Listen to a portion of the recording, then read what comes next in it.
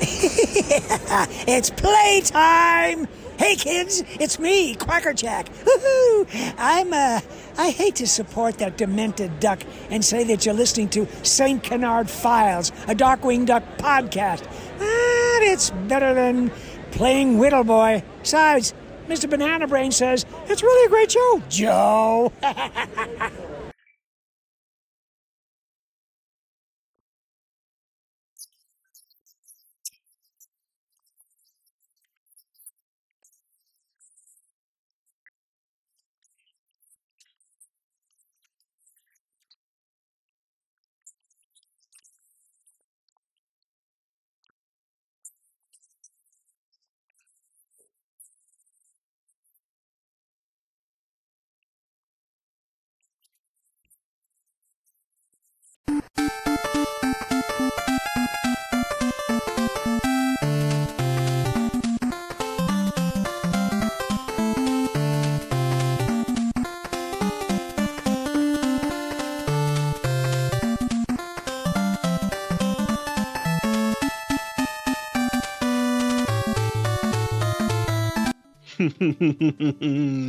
You guys know what time it is. It's playtime. Welcome to the St. Canard Files, a Darkwing Duck podcast. I'm your host, Will Santana, and I'm Mike Russo, and too many video games will rot your brain.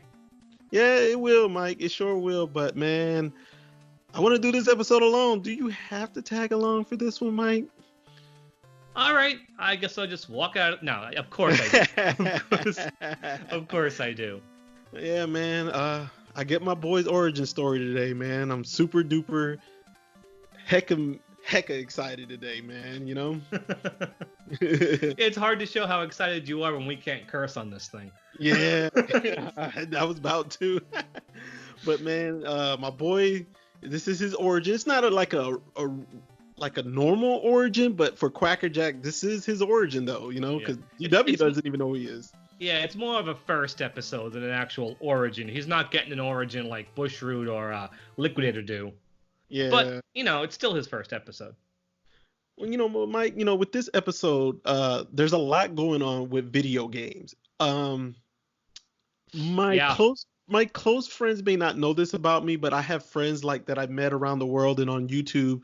But I'm a hardcore retro video game collector, mainly for the TurboGrafx 16. I'm trying to get the whole library. NES, I'm a hardcore fan of, and the Super Nintendo, I'm a hardcore fan. Atari, I was when I was little. Sega Master System, I was a little bit. Sega Genesis, I was only for sports. I loved it for sports. After the TurboGrafx, well, the 16-bit era, that's when I kind of calmed down a little bit because I started getting older, so I wasn't a hardcore gamer. PlayStation 1 was here and there, but I didn't play the 64, the GameCube, or Dreamcast that hard. No, I skipped that entire generation or two. Yeah, I was already like in late middle school and high school when that stuff came out, so I just didn't have time and didn't have interest in video games like that anymore until I joined the military and I was living in the barracks in Kansas when I had nothing to do. So that's when I got a PlayStation 2, and that's when I started getting back into gaming. And as far as going to collect the retro video games, that didn't happen until about maybe 2009, 2010. And I'll never forget it. I remember I was just on YouTube one day, just randomly wanting to watch an old video of like an old video game that I used to collect. And this video popped up, recommended. It was a group called Retro Liberty. And they were out there at flea markets and swap meets, and they were collecting these games. They were finding them out there for cheap, $3 to $4. Like, man, I need to start doing that. So I started collecting it, and then there was a big boom on it. Now these games are expensive. They're hard to find. Well, not all of them are hard to find, but they're not easy to get for $1 or $2 unless you just get lucky, Mm-hmm. Okay. But this is my last ramble about this episode. We have some things that reminisce some of my childhood. We got Gosalyn with the Power Gloves. And I remember owning the Power Gloves when I saw the commercial, and I wanted it for Mike Tyson's Punch-Out. Unfortunately, the Power Glove sucked. It sucked. It was terrible. The sensor and all that, it was useless, man. The 3D glasses she wears 5D glasses in this episode. The Sega Master System actually had 3D glasses that you could hook up to it. For Right. those of you who are unaware of what the Sega Master System is, it was the console before the Sega Genesis, and it was a solid console. I liked it. It wasn't great in my opinion, but it didn't have as many bad games as the NES. It wasn't as contaminated as the NES. Oh, the NES had a lot of games. And then, one last thing about this, and then we'll get on to the episode, Mike. At the very beginning, when we see Gosalyn in the house and she's playing the Whiffle Boy game, she has a controller, and it reminds me of the NES Advantage. It was the first controller I remember that had the turbo buttons, where you could just turn on the turbo switch. Mm-hmm. And that controller she uses on there kind of reminds me of that, because it reminds me of the arcade style joystick. But hers, unfortunately, doesn't have a button. But Yeah, it looks a little bit more like the Atari joysticks, to those smaller joysticks they had with the Atari games. with the Looks one a bit, button. yeah, it looks a bit like that too. Okay, now Mike, were you a hardcore gamer growing up, or? Yeah, Anything? I loved Nintendo. I mean, I was old enough to have a ColecoVision. Okay. Um, you know that system? Yeah, that wasn't my first console. The ColecoVision, and what's the television? That's a little bit before my time, but Mm-hmm. I remember playing them though. Yeah, but it was really, I'm a Nintendo fan, a big, big Nintendo fan. I had the original Nintendo, I had the Super Nintendo, I played all the Mario games. I'm still a very big Mario fan. That's the main thing I play when I play video games. I have a Switch, I have a PlayStation 4. I mainly use that for Blu-rays though. Okay. And my favorite video game of all time, since I might as well mention it, is Super Mario World. I love that one. And That's a good one. That's a good I, one, man. I play that at least all the way through 100% once a year. In fact, I'm in the middle of doing that right now with my daughter. Yeah, Those I'm are my really favorite I'm really games. good at that game, man. I wouldn't say it's my favorite, but it's up there in my top 20, man. It's a definitely good one. I don't know what my favorite video game. I just know what my favorite console is. It's definitely the TurboGrafx. Yeah, for me, it's the Uh, Super Nintendo. yeah, to me the TurboGrafx was like that forbidden fruit, because they didn't sell it where I was. So when I got back to the States, I was trying so hard to find it, but it was only sold in like New York, Chicago, LA, Right. and Philadelphia, I think. So it wasn't everywhere. Mm-hmm. Okay. Okay. All right, but hey, enough about that, Mike. Man, let's get into this episode. Today we are doing Whiffle While You Work, and my boy's a Hey, star. hey, Uh, Whiffle While You Work. That sounds familiar. yeah, whistle while Familiar. you. I don't know. Not a very obscure Disney reference. This one's pretty obvious, isn't it? Yeah, Whistle while you work. my boy's on this episode. I know for you, I think it's ranked number 3 for you of his episodes. I Of think his that, of his solo episodes, I think it yeah, might for be his solo actually. episode, I think it might actually be 4. It depends on number how I'm 4. feeling about Days of Blunder, though. Okay, this one's number 2 for me, as far because this one has more sentimental value to me, Right. and I know which one's number 2 for you. And I can't debate why you picked that one number 2. I get it. It's no argument. We'll get into that one later. I think we're both on the fence, or not, on the same page with which one ranks number 1, though. Yeah, and we also both agree which one ranks number 5. Oh yeah, I don't We even want to know. talk about that one. Yeah, that's unfortunate. Quackerjack wasn't in too many solo episodes, but he was in one really bad one. But we have quite a while before we get to that one, so we're All good. right. All right, so Mike, man, let's go ahead and get into this one. What's our production and air date order, man? The original air date was Wednesday, October 23rd, 1991. Um, I don't have the production order on me right now. I did not write that down, so I apologize for that. Mm-hmm. But our story editor is Dwayne Capizzi. We have mentioned him a few times. We have new writers today, though. A couple new Okay. writers. New writing team, Ellen Sfacco and Colleen Tabor. They wrote 4 Darkwing Duck episodes. This one, Toys R Us, which is the other Quackerjack episode I love. Mm-hmm. Planet of the Capes and Dances with Bigfoot. That last one's Okay. actually pretty funny. So decent writers. They actually did a lot of Quackerjack stuff. They worked on some Disney shows, Tailspin, Bonkers, and I think they retired by the mid '90s. They don't really have any credits after that. But decent writers. This is a decently written episode. And our animation is, you tell me who animated this one, Will. Your favorite, Kennedy. Oh, Kennedy's no one's favorite. Okay, Mike, real quick, but before we get into the animation, I pulled up the production code and it says 4308-023.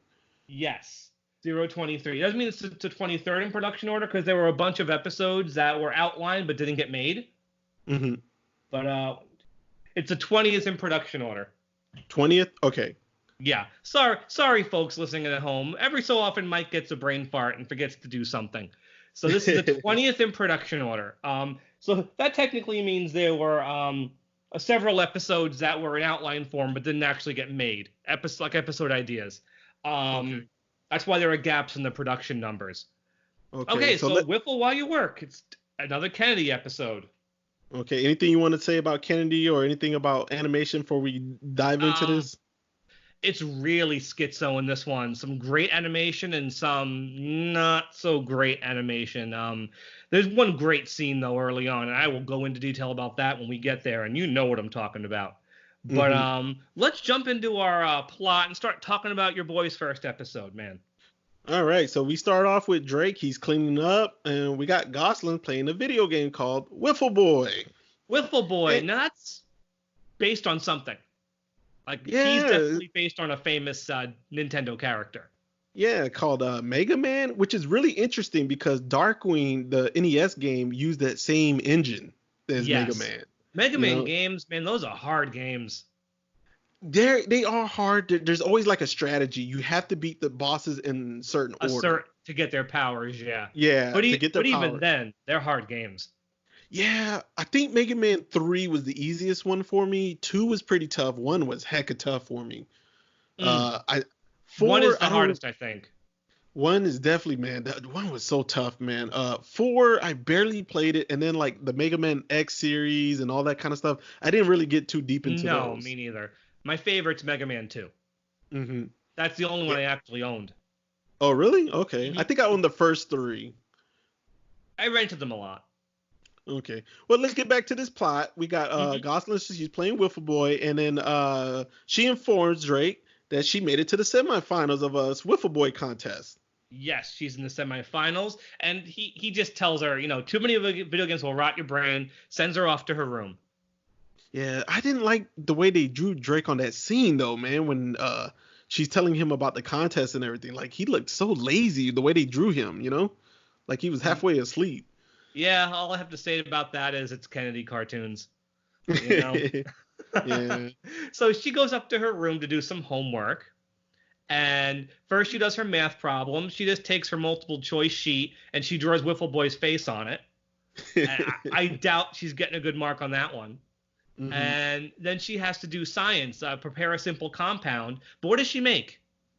Did she do the cake? Yeah, she makes a chocolate fudge cake. Yeah, the chocolate fudge cake. Yup.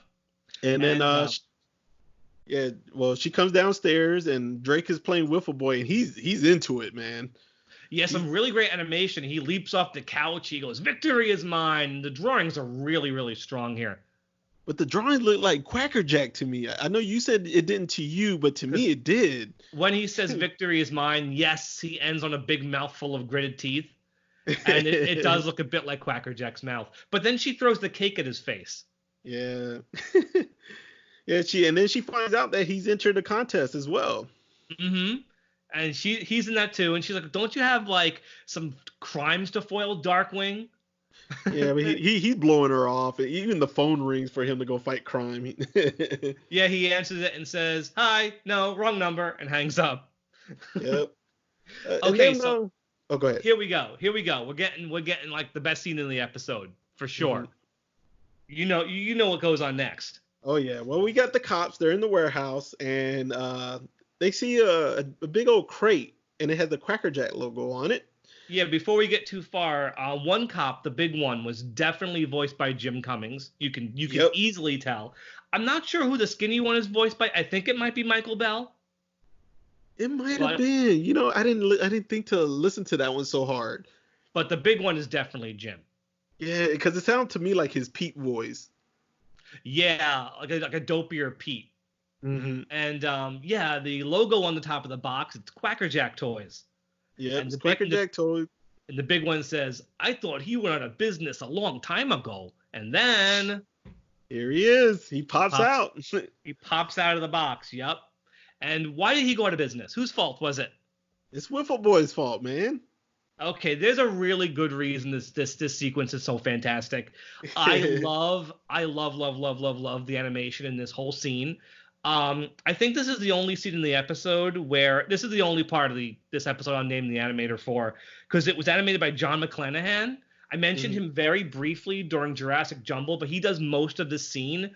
He was such a great animator. At this point, he was just subcontracting for Kennedy at his own studio, Star Toons. Only some scenes here and there for Tiny Toons and Darkwing.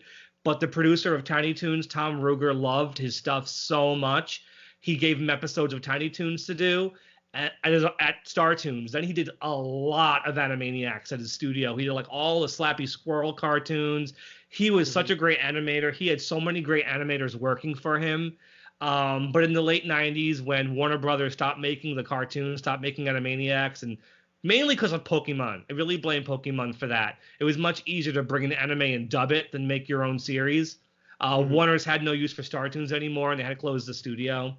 So he really hasn't done too much work since then. He works every so often on some new Warner Brothers stuff. But this whole scene, though, the way he draws Quackerjack is amazing. Like, the drawings are really good. Yeah, and Curtis hit on that too when we had Curtis on an episode of our podcast, and he said that for some reason though Kennedy does an excellent job always when they draw Quackerjack, Quackerjack scenes. Even when there's some terrible Kennedy animation for Quackerjack, it kind of works because he's so loony anyway. Yeah. But the animation here is really solid. I love the close-up when he says, "But Quackerjack has toys." And there's this extreme close-up of his face. Oh, it's so good. He looks so evil. Yeah, and this is the first time we finally hear him say his catchphrase. Yes, because he hasn't said it in any of the episodes we've seen yet. This is the first time.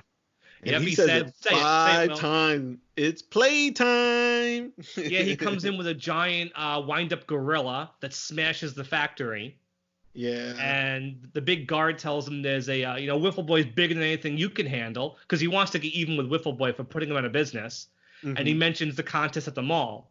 So that's where Quackerjack's headed. But did you catch the weird Mr. Banana Brain? Yeah, I don't like this Banana Brain, man. I do not like this one. And he pops up again later on, but I don't like this one, man. It's like a literal Banana Brain, like Mr. Potato Head. Like, it looks like what Mr. Potato Head would look like if he used a banana. Yeah. And it's a bomb. He uses it like a bomb. Yeah, you can tell this is before Justice Ducks, man. Yeah, it's also before Toys R Us, which is the first time we see Banana Brain. The regular Banana Brain. Yeah, in production order. So yeah, a weird prototype Banana Brain. He says playtime's over. Another great drawing before he jumps away. And he blows up the whole factory. And you know what? Quackerjack in most other episodes never comes close to seeming this volatile. Like, he is deranged here. He blows up the whole factory. Like, he comes in. He's a strong presence in this scene. Like, it's a great scene. I can go on and on, but I probably shouldn't. All right. But let's move on a little bit, even though I love when you talk about Quackerjack, because that just, music to my ears. But Gosalyn, she takes the lead in the Whiffle Boy contest. They're at the mall, yeah. Yeah, they're in the mall. And she takes the lead. She steps off the stage, and then it's Drake's turn. But yes, Drake's turn doesn't go so well. Yeah, before we go too much into the plot, we do have two new characters in this episode. Pat and Pat. One's a man, one's a woman. They're drawn almost identical. They must be identical twins. The only way you can tell them apart is the female Pat has lipstick and glasses. Otherwise, they're identical. Really quick, the female Pat was voiced by B.J. Ward. We mentioned her when she voiced Gloria Swansong in Hush Hush Sweet Charlatan. And I was wrong. I'm actually very happy I was wrong. The male Pat was voiced by Townsend Coleman. Oh, okay. And who was he on Ninja Turtles? Michelangelo. Oh, that was Mike? Okay. So really quick, Coleman was born in 1954. It doesn't take a rocket scientist to guess what studio he started working for first. Oh, wow. I'm not even going to mention it. Yep. Hanna-Barbera. He Yeah, always worked for down. Disney. Yeah, he worked for Disney on Gummy Bears, Tailspin, Mighty Ducks, Timon and Pumbaa, lots and lots and lots of other shows. I won't even go into it. But suffice it to say, his most popular character is always going to be Michelangelo. Dude, totally. And he's done tons of work and he's still active. So, rock on, Townsend Coleman. Now And they never mentioned what the Pat and Pat was for, but was it Patrick and Patricia? That's the only thing I could think of. I think so. That is what IMDb uses as the names, probably just to differentiate them. Oh, But they okay. but they only call themselves Pat. She's Okay. like, I'm Pat. This is Pat. They're very yuppie, Mm-hmm. And so yeah, what happens now? What does Drake go to do? It's his turn, and his arcade blows up. He hits one button and the whole thing blows up. Yeah. And who's So behind the scenes though, Mike? Quackerjack hiding in a big teddy bear. So Quackerjack pops out, and this is how we know it's his very first episode. Gosalyn and Drake don't know who he is. Not one clue. Now Gosalyn says, "Who is that?" And Drake says, "I don't know, but he ruined my game." So it's time for Darkwing Duck. Now you had something to say about the animation in this scene. Yeah, when he jumps in there and he changes to his costume and he comes out with the smoke. That smoke does not it didn't look like the usual smoke, man. It's a terribly animated shot. Terrible, the smoke like hangs in a ring around his head for some reason, as Mhm. if they didn't know how to animate it. It's really bad. And the drawings on Darkwing are terrible. It really ruins his entrance. But his entrance line is, "I am the bubble gum that clings to your shoe." But his entrance gets screwed up, not just because of the animation, because his foot is stuck in a mop bucket. But Quackerjack does recognize Darkwing. Mhm. He's like, "Stay out of this. It's just between me and Whiffle Boy." Yeah. But, most villains would recognize Darkwing. You wouldn't be a good villain if you had no idea who he was. Mhm. So what does Quackerjack throw at Darkwing? He threw the toy teeth. No, that's later. He throws a motorized hula hoop at Darkwing. Oh yeah, that's right. That's right. He threw the green one, right? Yeah, it's the animation of Darkwing's body like shaking all over the place is actually pretty funny. Mhm.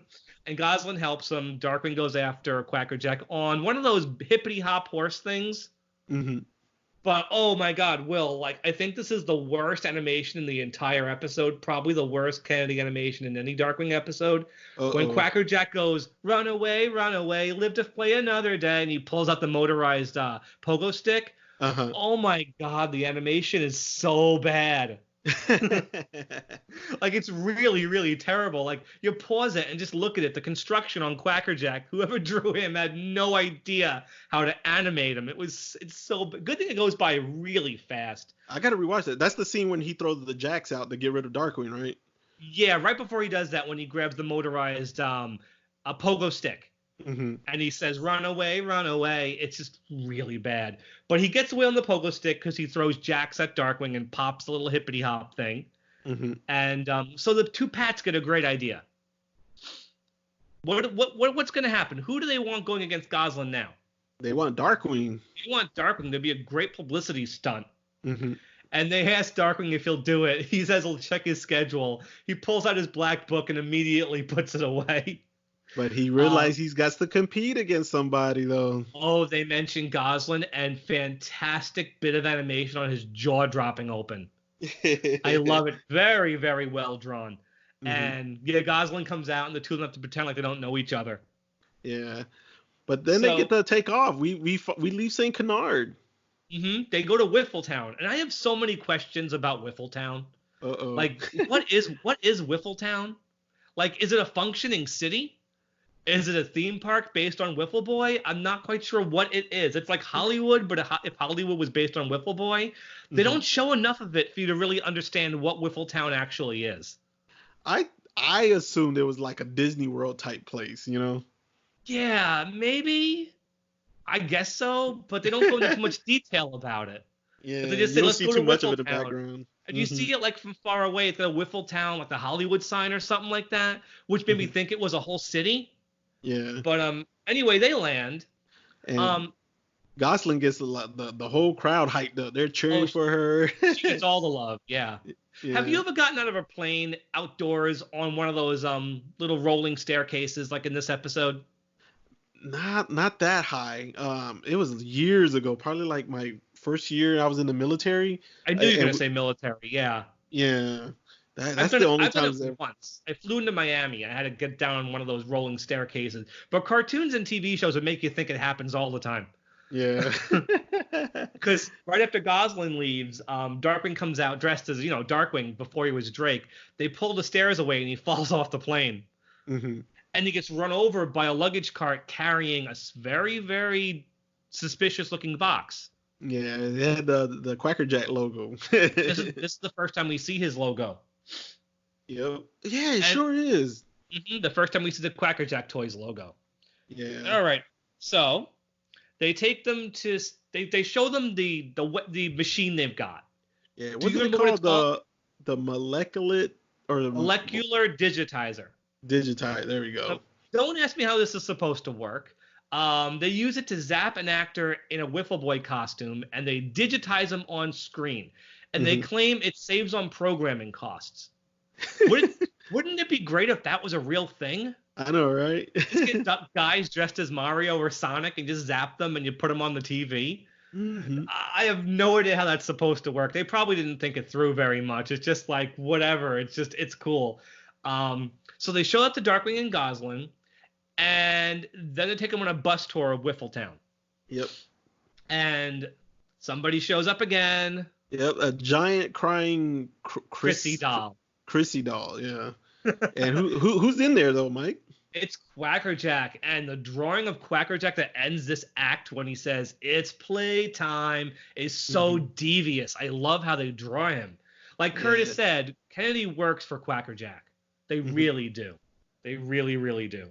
And so Darkwing tries to stop the crying Chrissy doll by shooting what he thinks is mortar right into the robot, whatever it is.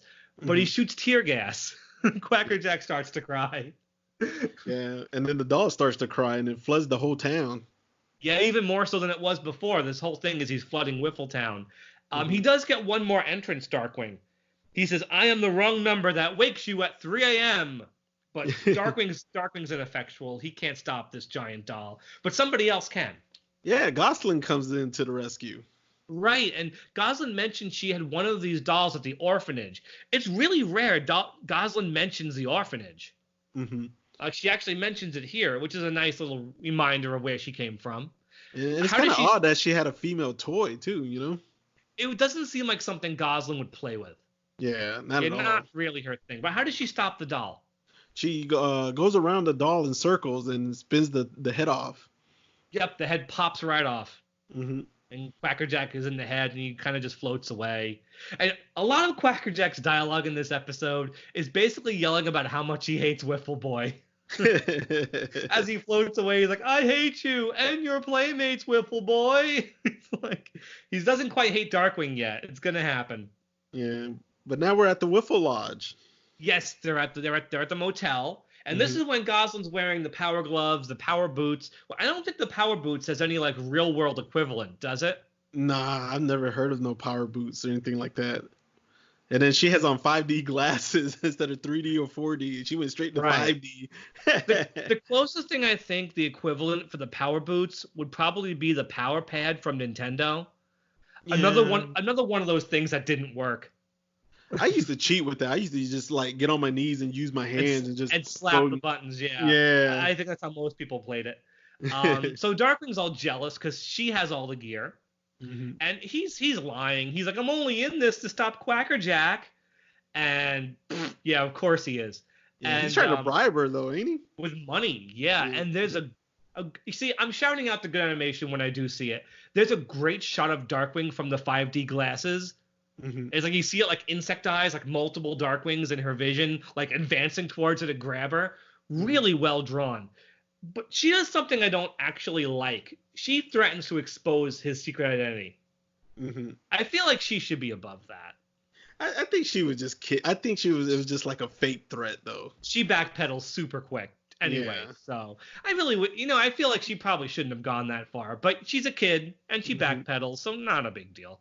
And so the Pats show up, and it's time for the show. Yep, but Goss can't find her stuff though. No. Where's her stuff, Mike? Her power gloves, her power boots, they're all gone. Her gloves, her glasses. Where they at? Well, when they introduce Darkwing and he gets up wearing a robe and everything, he's wearing the power gloves and the power boots. Not the glasses, though. Oh yeah, he didn't have the glasses on. Yeah, they don't mention the glasses again. So yeah, he stole her stuff. That's pretty low. I know, Come on, right? that's your kid, man. You should know better. So they show off the molecular digitizer again. They digitize Whiffle Boy, Yep, and he's somebody inside, else, yes, and somebody else makes another appearance. Yep, Quackerjack's back. And he opens a crate, and out pops his toy teeth. Yep, he's trying to sabotage this contest. Oh, absolutely. And the toy teeth have homing devices and are going after everybody. Yeah, he's chasing everybody out. There's such an animation sheet. You don't see the audience leave. They just cut to a bare stadium and like little clouds of smoke like they're running away. Mm-hmm. Like someone didn't want to animate the audience leaving. So that's how they did it. You gotta do a shortcut to the animation somewhere if you have to. Yeah. So I love this little quick shot of Gosalyn dressed as a dentist. Mm-hmm. And she pulls out a drill and everything. There's like the evil red glint in her eye when she does it. It's a really good drawing. And Darkwing pretends to be a matador too with the toy teeth. Yeah. And things go south pretty quick though. Quackerjack tries to get away. Darkwing grabs the springs on his feet. They bounce back and forth in the arena. And they crash into the molecular digitizer. Mm-hmm. And get digitized into the game. Yep, they're in the game now. And as soon as they get in there, though, Whiffle loses a life pretty quick, man. Yeah, because no one's playing him. No one's thought to play Whiffle Boy yet. So as soon as he shows up, one of the what are they called? The Weasel kids. One of the villains shows up and immediately blows him away. Yeah. And then that's when Goss realizes she has to help. She's got to control Whiffle. Yeah, Darkwing's not going to be able to get through this if she doesn't help. Mm-hmm. And then that's when Pat and Pata had informed her, in order for Darkwing to get out, he has to complete Ultimo level. Yeah, which he's never been to. Mm-hmm. So yeah, the second Whiffle Boy life shows up. So Darkwing teams up with him. Yeah. And Darkwing also realizes his gas gun doesn't work down there. It shoots out some birds. Little birds. Yeah, it shoots out some birds. So the first obstacle they have to fight are the spiders. Spiders drop down from the ceiling. Mm-hmm. And I like how this is set up. Gosalyn has to use the power gloves and the power boots to control Whiffle Boy. Mm-hmm. And she has Whiffle Boy pull out the insect repellent, and she's firing it at the spiders. And Darkwing says, Whiffle, you have to work on your aim. And Gosalyn sees another spider behind Darkwing with a weasel kid and Quackerjack on it. She turns around really fast so that Whiffle Boy is pointing at Darkwing, and Darkwing goes, I was only kidding about the aim. Really great. And so Whiffle Boy defeats the spider and the weasel kid, and they go to the next level. Yep. And now who do they have to fight? We get the dreaded Kung Fu Gibbons. Was it Gibbons or Gibbon? Gibbons. It's a type of monkey.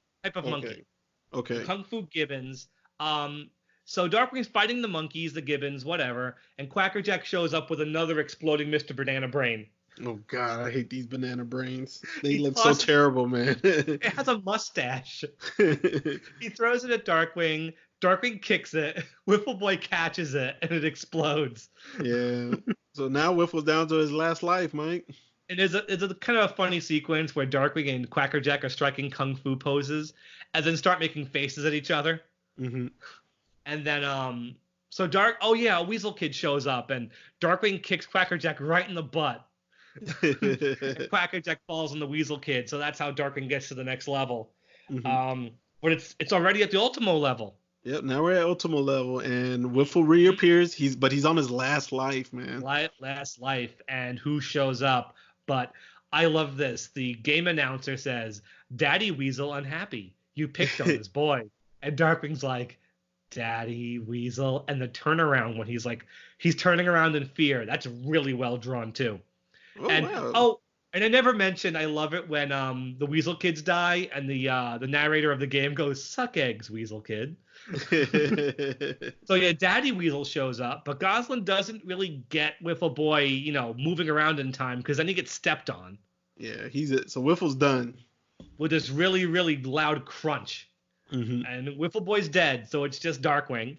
Yeah, he's running for his life. He's out. Life. This giant robot weasel with Quackerjack on his shoulders chasing him all over the level. But Darkwing finally gets a plan. Yep. He falls onto a train track, sees a train approaching, doesn't jump off, but fakes hurting his leg. Did you hear what he says? He says, I've fallen, I can't get up. Yep, that's the Life Alert slogan. Not really the slogan, but what you always hear in those Life Alert commercials. Yeah. I've fallen and I can't get up. Everybody was using that phrase for years after that. So the Daddy Weasel jumps onto the tracks, tries to smash him. His cannon gets stuck in the tracks, and the train hits him. Yep. And Darkwing gets away. Yep. But he's not done yet. He's still got one more obstacle. There's only one more obstacle between him and the exit in the Ultimo level. Who is it? The Gator Gal. Gator Gal. He jumps over Gator Gal, makes it to the exit. But what happens to Quackerjack? He gets eaten. He gets eaten, and loud crunch. Ooh. And Gosalyn covers Darkwing's eyes and says, "Don't look, Dad. It's not pretty." And you see Quackerjack in Gator Gal's stomach. Mm-hmm. He's crying. This day did not go his way. And that's the last we see of Quackerjack. And then Goss and DW, they finally squashed their beef. Like, hey, let's consider this contest a tie. But yeah, that tie don't last too long, Mike. Nope. The second they give him the trophy. Oh, man. They start fighting over a very clever way to end it. It ends on a black and white photograph of them fighting with the trophy. Very clever way to end it. Yeah. And you still hear them arguing over the photo.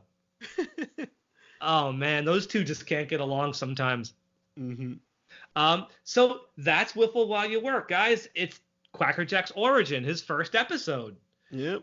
Yeah, it's a fun one. All right. So, Mike, with the animation, you said some good points, some parts that you really liked, and then you said some parts that you didn't like. So it seemed like with animation, you were kind of 50-50. You were going all over the place with it, The animation helps a lot of scenes as much as it hurts some of the scenes, too. Mm-hmm. It's a really schizophrenic episode for Kennedy. Like, Jurassic Jumble was animated really good. Mm-hmm. And I think Dry Hard was, too. This one's a bit closer to Waterway to Go in terms of animation, one that I wasn't really thrilled with as far as the visuals. But when it's good, it's really good. Mm-hmm. Like the John McClanahan scene at the beginning with Quackerjack, that's great, and it really helps the episode. I'm going to rate it. I might as well. I'm going to give it a 3.5. There are much, much better Quackerjack episodes than this one. Solo and with like Megavolt and the Fearsome Five. Mm-hmm. The animation does hurt it a bit.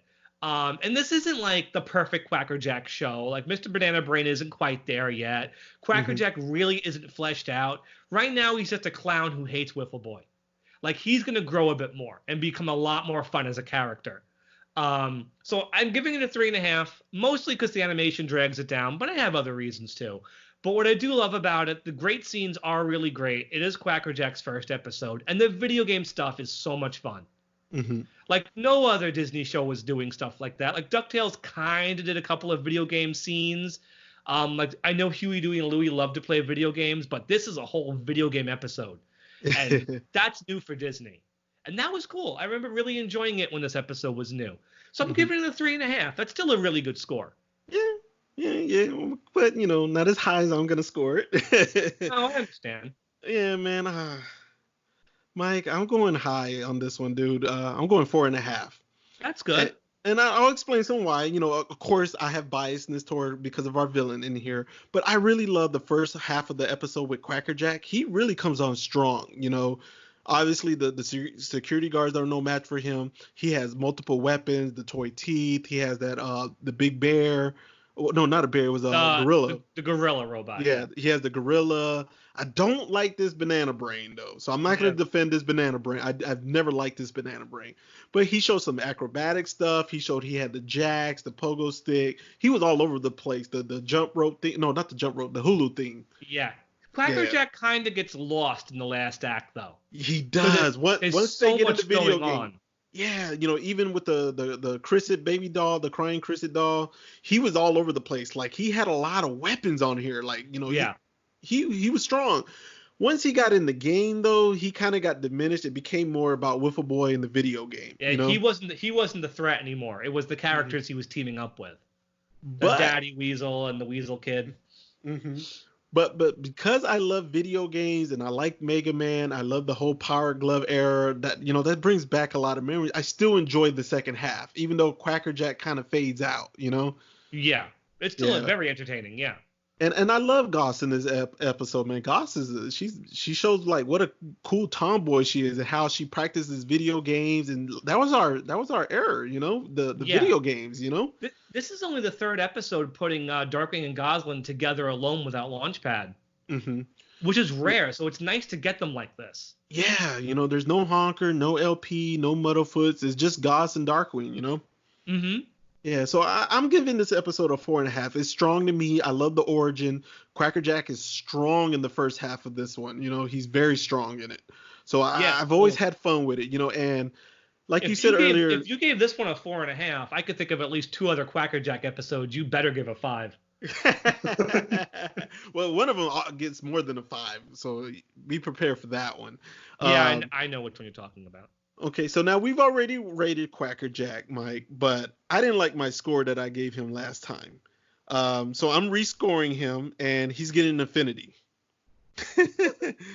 He's getting an affinity for me. I just love him, man. I love his voice. I love his jokes. I love his catchphrase. And this episode, we got it 5 times, Mike. 5 times. It's funny he says it so many times here, but like in the next bunch of episodes he's in, he doesn't say it. Mm-hmm. So it's just really exciting to me. I know it's not Bushroot. I know it's not Liquidator's origin story, but for me, this is the best it's gonna get. I'd love to know like what he was like before this happened. What kind of a character he was. Yeah. There's one episode where we see Quackerjack without his costume, which is kind of cool, but we got a while before we get to that. Yeah, even during the Boom comics, when when Quackerjack got a real day job, he still wore his shoes and the jester hat, even though he wore a suit. So there's really no like actual model of what Quackerjack truly looks like without that outfit on. We see him one time without it. It's really quick. He basically just had an egghead. Basically, they didn't really think about what his head looked like. But yeah, Quackerjack's such a great character. He really is. Yeah, and Michael Bell with that voice, man, it's amazing, dude. I freaking love it, man. They picked the right voice actor for him. It's not a voice. It's not like an impression of something. It's just a great voice that Michael Bell came up with. Very similar to Darkwing. Like Jim isn't doing an impression of something.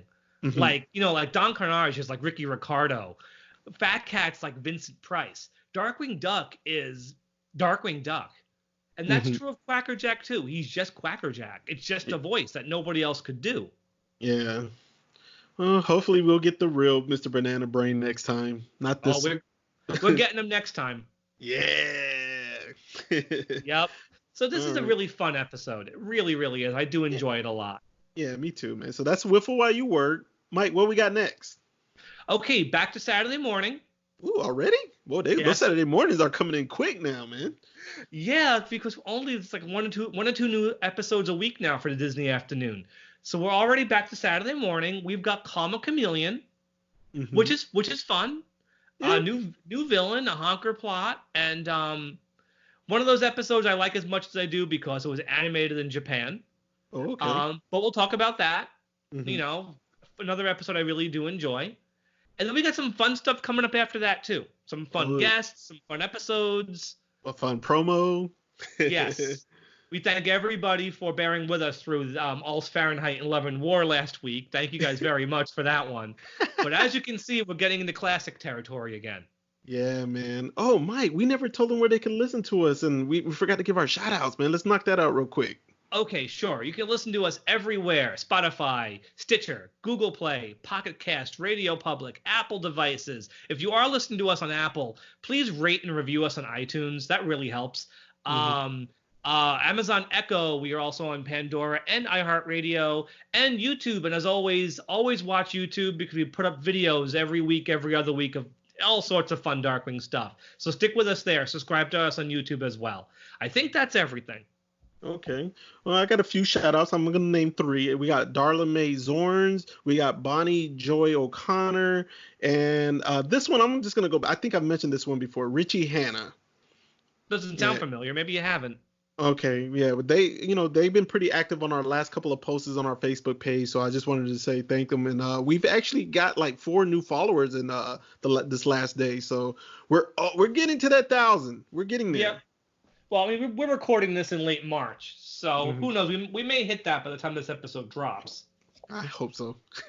Yeah. So before we end, I have one last video game question for you. Okay. Have you ever seen The Wizard? Yes.